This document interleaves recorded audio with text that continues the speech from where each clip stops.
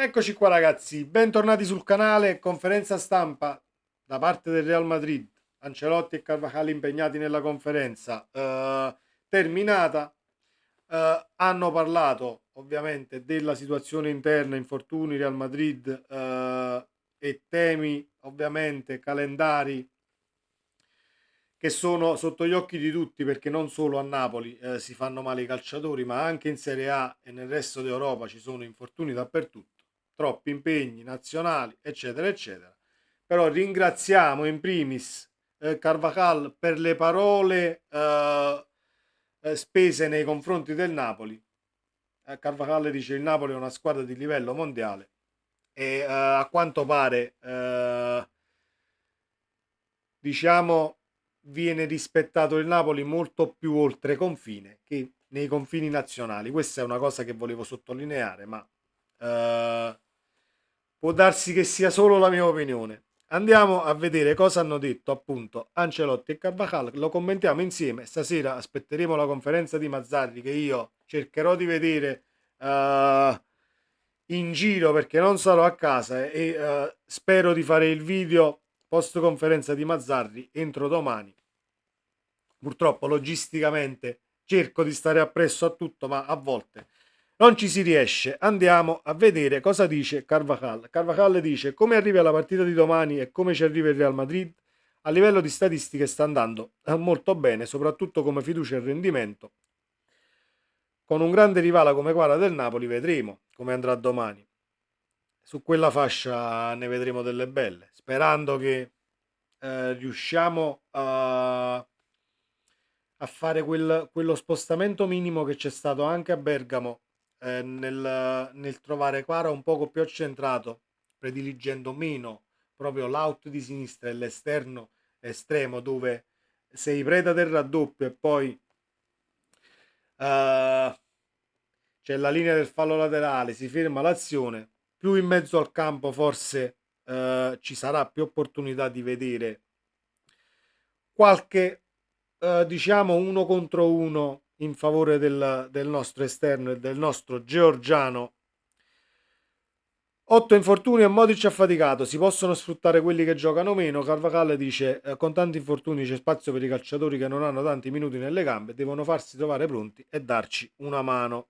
Che Napoli ti aspetti? Ecco il ringraziamento che a me e da me va verso questo calciatore che non deve essere appunto decantato da me la professionalità di Carvajal e nemmeno la caratura tecnica perché è un grandissimo difensore. Che Napoli ti aspetti? Una squadra di livello mondiale. Ha cambiato allenatore e ci aspettiamo una squadra più motivata. Quando c'è un cambio è così. Ci aspettiamo un Napoli coraggioso che vuole passare il turno e magari arrivare al primo posto. Il Napoli come primo, l'obiettivo del Napoli non è il primo posto, o almeno quello prefissato. Quello prefissato è il passaggio del turno. Poi va da sé che se il Napoli riuscisse ad uscire dal Bernabeu con il massimo bottino, allora puoi pensare al primo posto, ma il Napoli ha come obiettivo il passaggio del turno, perché il primo posto diventerebbe una concatenazione, una conseguenza di una concatenazione di eventi eh, sui quali non dobbiamo nemmeno spendere energie mentali per mettertelo come appunto pallino da raggiungere, non serve. Che però si può ancora arrivare primi a livello matematico, assolutamente sì. E ringraziamo un'altra volta Carvajal perché perfetto nella disamina. Come gestisci il tuo stato fisico? Cerco di dare sempre al massimo. Se in alcuni momenti il mio corpo mi dice di fermarmi, lo faccio. Giocatore maturo sia nel contesto squadra che individualmente, ma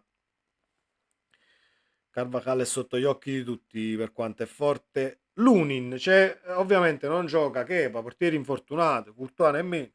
Lunin.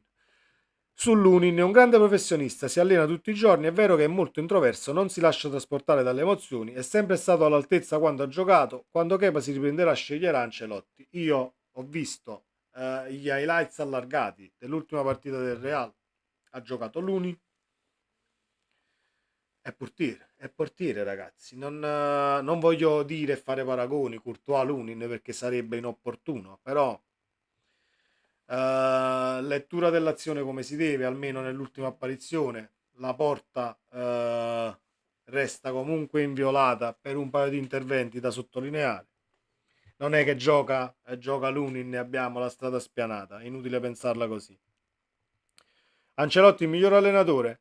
Carvajal dice semplicemente fossi io gli rinnoverei il contratto domani, è difficile trovare allenatori come Ancelotti eccetera eccetera, comunque lo sappiamo benissimo.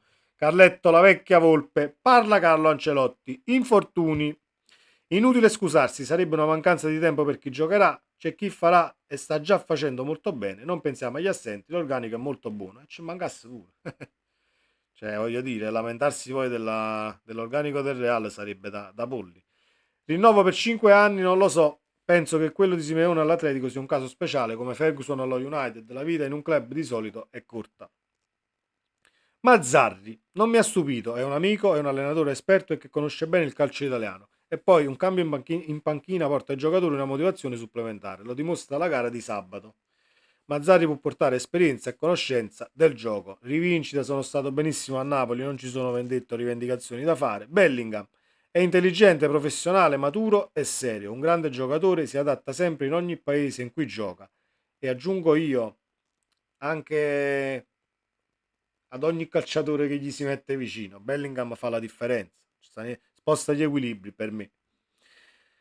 Napoli, la gara d'andata è stata equilibrata, mi aspetto domani una gara simile col pallino del gioco un po' noi e un po' loro, il Napoli è pericoloso in ripartenza con Osi e Quara, dobbiamo farci trovare pronti. Squadre a cui sono più affezionato, Milan ma non scarto nessuna, anche la Reggiana ad inizio carriera, non voglio fare le classifiche, ma certo ho un rapporto speciale con il Milan dove ho giocato con Real, il club più grande al mondo. Kepa Lunin. Lunin non deve pensare che domani sarà la sua ultima partita. Quando Kepa tornerà vedremo. Sono portieri di enorme livello. Gestione dello spogliatoio al top, perché anche se hai tre portieri e hai tutti infortunati e ti gioca la riserva, tra virgolette, più scarsa sulla carta, comunque lo metti in condizione mentale, come hai fatto anche in questa dichiarazione, di poterti giocare il posto, quindi benzina nelle gambe e soprattutto nella mente di un calciatore che devi tenere entusiasta, ecco, dell'opportunità che gli si viene data. Io non ho niente da aggiungere se non che se non che argomentare un attimo. La gara di andata è stata equilibrata, mi aspetto una gara simile col pallino del gioco, un po' loro e un po' noi. Sono d'accordo sul pallino del gioco, un po' loro e un po' noi. E aggiungo, dobbiamo stare attenti noi, soprattutto in quella zona dove abbiamo sofferto anche con Garcia e con la partita scorsa, ovvero Anghissà, Politano, Di Lorenzo, Rachmani. E lì, se prendo la lavagna forse ci capiamo meglio. È qui, si vede, sì. È qui. È qui che il Real Madrid, anche senza Vinicius, ma con Rodrigo, non ieri, nell'ultima partita in Liga ha fatto praticamente i buchi a terra. Scusatemi le spalle mentre parlavo, ma credo che ci siamo capiti. È una zona del campo da tenere assolutamente sotto osservazione, perché di là ci sarà comunque l'altra fascia del Napoli, c'è Quara, dove puoi attaccare a sinistra centrando Diceo Simen. Dobbiamo sfruttare gli spazi che vengono offerti, soprattutto quando loro hanno il pallone e si spingono in avanti. Non deve essere una partita all'arma bianca, devi costruire gioco e cercare di buttare la palla dentro, assolutamente, però bisogna ponderare tutte le situazioni anche quando abbiamo il pallone noi, perché una palla persa in qualsiasi parte del campo potrebbe essere fatale, perché loro possono andare in porta con due passaggi nella maniera più assoluta, hanno i calciatori per farlo, quindi dobbiamo farci trovare pronti. Tutto qua. Fatemi sapere cosa ne pensate, ragazzi, qui sotto nei commenti. Ci vediamo nel prossimo video, sempre Forza Napoli. Ciao.